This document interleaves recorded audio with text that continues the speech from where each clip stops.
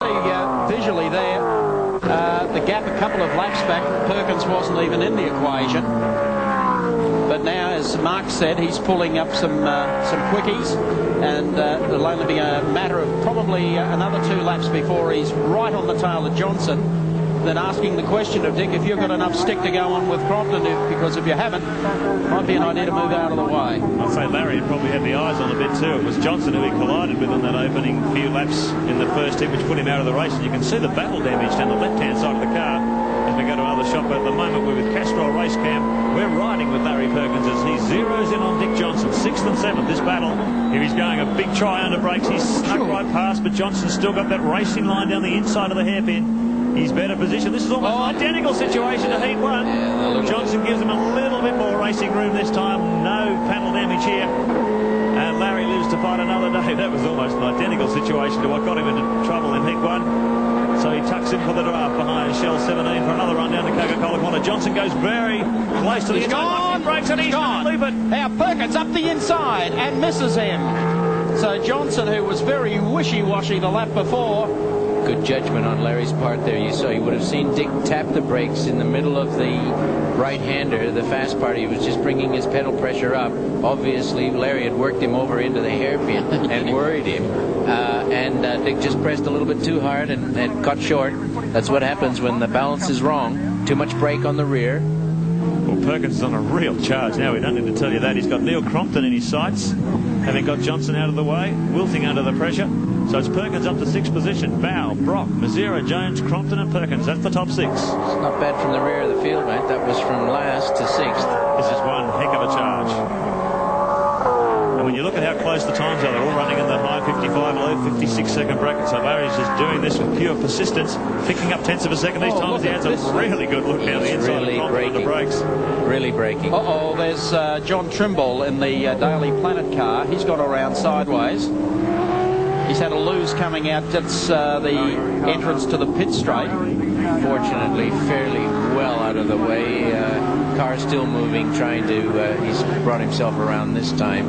He's actually off the circuit now. Lap 21 as John Bow across the start finish line that time. We're over half distance in this 38 lap Heat 2 of the Symmons Plains round of the Touring Car Championship. Look at Perkins' car squirming under brakes. As he just goes absolutely on the limit on that middle pedal. Sure. Trying to make up some ground on Crompton. Yeah, I got a little sideways on the exit that time, but he's worried Dick Johnson out of the front running 5, and now he's making a ploy here at both Crompton, who has moved up also on the tail of Alan Jones, and Jones has been locking up the inside front, I think almost on cue every lap. I'll tell you what, LP's just fired off a real flyer of 55.6 that last time around. He's taken a half a second off this bunch.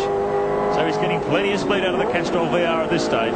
Neil Crompton will be well aware of it, as GIO race cam shows us quite graphically. That Castrol snout of the VR right in behind him. You're not wrong about the snap that the new Benson engines have got on this Coke team.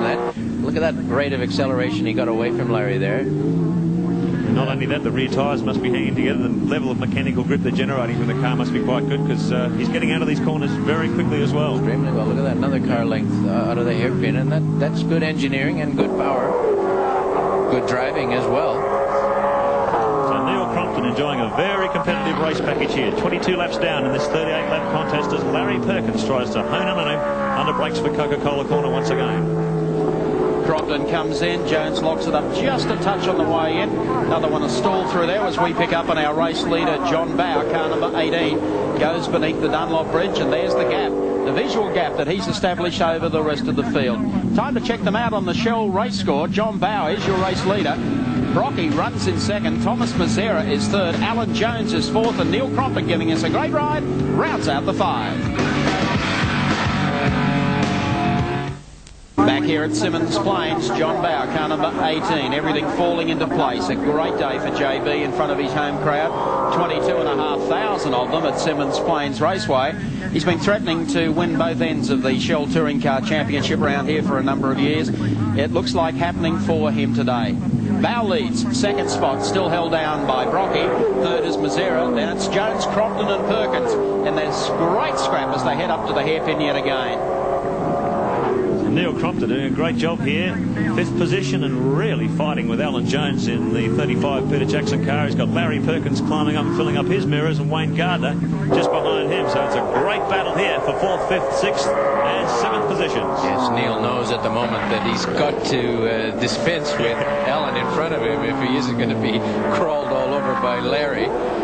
He knows Larry won't like to hang around for too long, but this is causing him time here, I think. Look at this for a move up on the inside for Jones. He came back to square the ledger. He just wanted to shut off any inside option there.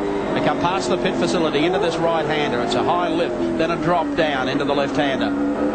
You no sooner get on it than you turn right again under the Dunlop Bridge, and then open the taps all the way up here to the hairpin. Actually, Jones got away a bit there from Crompton. Tapping his brakes again. These fellows are starting to get nervous under brakes. They need to feel that pedal up in the high position when you go into a corner like this.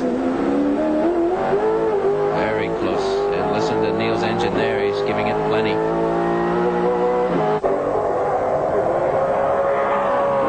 Crompton goes past Perkins.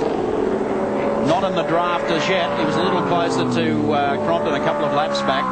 Crompton is monstering Alan Jones, who has been just dabbing the brakes there, and you notice the smoke come off. Going wide there onto that apex, onto the pit straight. Larry's right rear was almost off the track.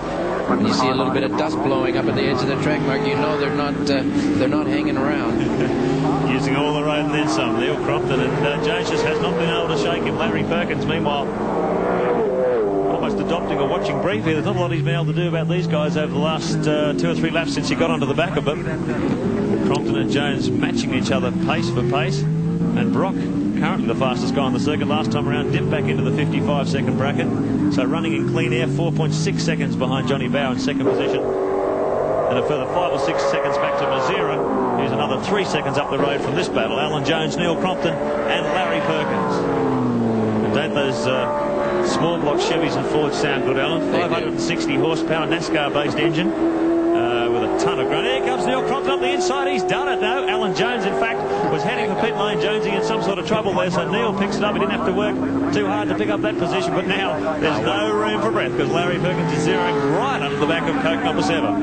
I think Larry was just having a breather there, knowing that he couldn't get by 2 of them at once. He needed Neil to get by. You can only take them at one at a time.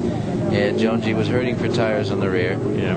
So a new set of Bridgestones going on for Alan Jones in the 35 car, as Larry right on his tail. whoa, Giving tail broke away. Classic power oversteer when you can see the rear of the car go out and you know the driver's got his foot flat on the gas. And GIO race can really show graphic demonstration of how important it is to get out of the corner quickly and cleanly. The Larry had a little bit of power oversteer there. Neil got out of it cleaner, and look how much extra revs he carried all the way down the straight. Opened up a big gap on Larry Perkins here as they feed the power in, coming back onto pit straight once again. Crompton's doing a good job here. He's up to 4th position now. I think he's doing an excellent job, mate. Jones heading into the pits there to get new tyres. So Neil Crompton up to 4th, Larry to 5th, and Wayne Gardner up to 6th. So the 2 Coke cars in the top 6. Perkins probably made up just a touch of ground that time past the pits. Neil Crompton gets past John Trimble in the Daily Planet car, and Larry, you can see, is just done the same as they come up to the hairpin. That gap is fairly stationary. In the meantime, one of the young lions on the Touring Car Championship trail this year is David Attard in the Alcare number 49 car, and I think he's done an incredible job here on the weekend. He finished certainly in the top 10 of the opening race this morning, and he's still running in 10th spot now in the second race, so he's going to pick up some points today in the championship. That's good to see.